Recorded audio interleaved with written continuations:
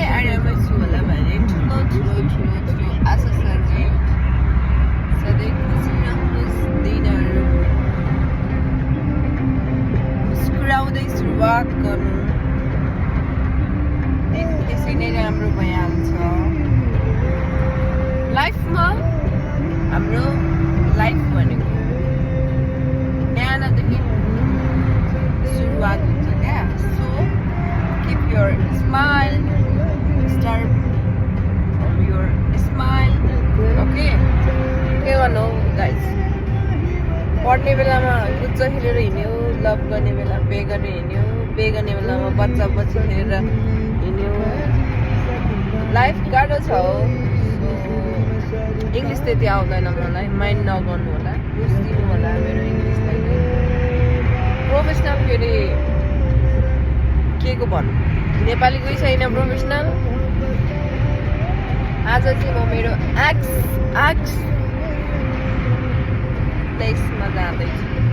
पुरानो बस्ती पुरानो ठाउँमा फेरि पनि म उपस्थित हुन गइरहेको छु किनकि मलाई मिस गर्यो रे त्यो ठाउँले चाहिँ धेरै नै इन्शाअल्लाह आज लास्ट डे हुनेछ मेरो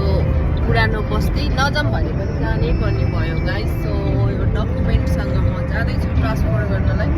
लेट्स सी इन्शाअल्लाह सबै राम्रो होस् यो चाहिँ आरके मार्केटतिर आइपुग्यो आइके मार्केटतिर होइन मेरो मम्मीले सानोमा के खानुभएको थियो बोल्दा बोल्दा अड्क्यो त म त यार सानो म पेटमा हुँदैन हरियाली लुगा लगाएको छ हस्पिटल जाने भनेपछि मलाई त्यतिको अटोमेटिकली बिमारी भइहाल्छ कि वाट इज दिस फाइनली आइपुग्न लाग्यो हामी सबैजनाले अनि किन जाँदैछौँ केको लागि एउटा यो डकुमेन्टसँग जाँदैछौँ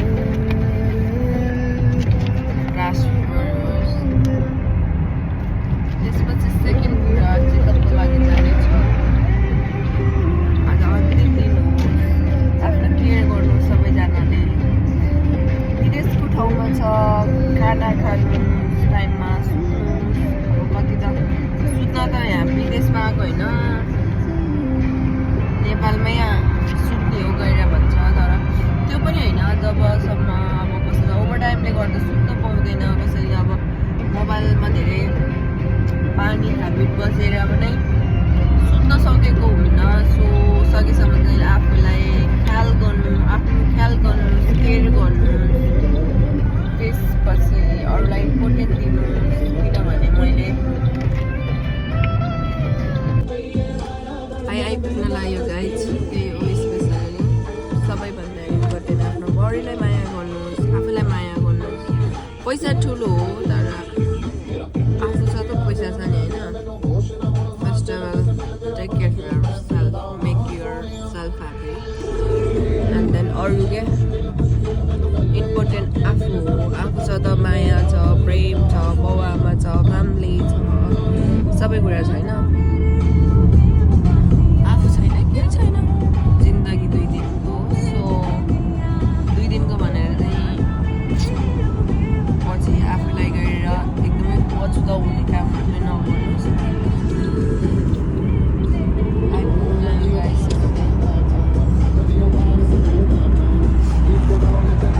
पहिला म यहाँ बस्थ्यो क्या गाइस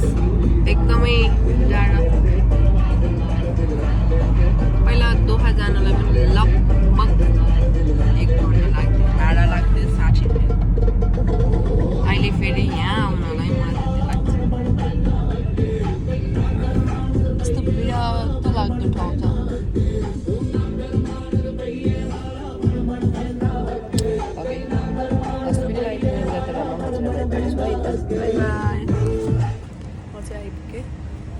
भित्र जानुपर्ने हुन्छ गाइस सो लेट्स सी के हुन्छ मेरो म्यासेज त्यो अपोइन्टमेन्टको म्यासेज पनि होइन कि पहिलाको कम्पनीको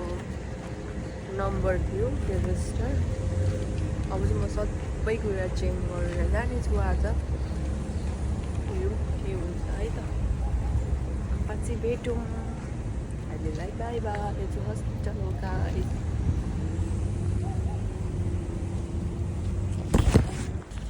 सो स्याड गाइस हस्पिटल त अहिले खुलेकै छैन रहेछ तर पहिला खोलिदियो अहिले चाहिँ किन यस्तो भयो त कतिजना मान्छेहरू त्यतिकै बाहिर बसिरहेको छौँ त्यहीमध्ये म पनि बसिरहेको छु र कस्तो के अहिलेसम्म नखोलेको यस्तो छ महलहरू चाहिँ यहाँ चाहिँ सो नाइस अब चाहिँ कुरौँ कति बेलासम्म खुल्छ अनि त्यसपछि लेट्स सी के हुन्छ हेलो गाइज सबै काम सकेर आएँ पनि म रुममा